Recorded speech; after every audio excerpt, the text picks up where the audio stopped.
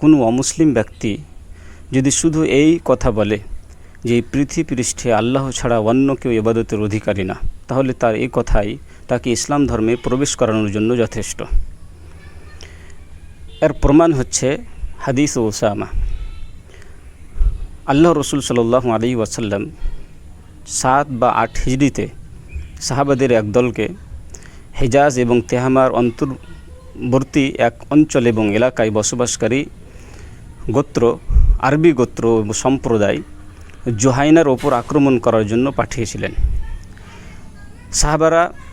সাহাবাদের এই দল সকাল সকাল গিয়ে আক্রমণ করে এবং সেই গোত্র এবং সম্প্রদায়কে পরাজিত করে।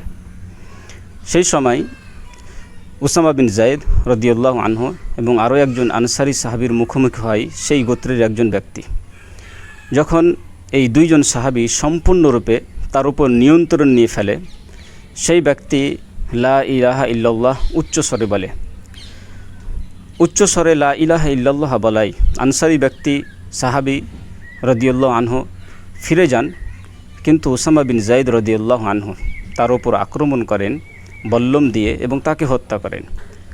পরবর্তী সময়ে যখন মদিনা ফিরে আসেন, আল্লাহ রসুল সাল্লাল্লাহু আলাইহি ওয়াসাল্লাম এই বিষয়ে অবগত হন। আল্লাহ রসুল সাল্লাল্লাহু আলাইহি ওয়াসাল্লাম তাকে জিজ্ঞাসা করেন, বলেন, ইয়া উসামা,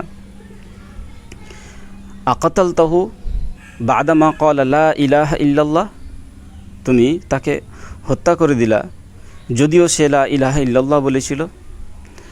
উসামা বিন যায়েদ রাদিয়াল্লাহু আনহু বলেছিলেন, ইন্নামা কানা মুতাআউযিদান, ইয়া আল্লাহর রসুল, শুধু নিজেকে বাঁচানোর জন্য এই প্রচেষ্টা ছিল, সে আসলে হৃদয় থেকে লা ইলাহা ইল্লাল্লাহ বলেনি। আল্লাহ রসুল সাল্লাল্লাহু আলাইহি ওয়াসাল্লাম আবার এ কথাই বলেছিলেন, আকাতালতাহু বাদা মা ক্বালা লা ইলাহা ইল্লাল্লাহ।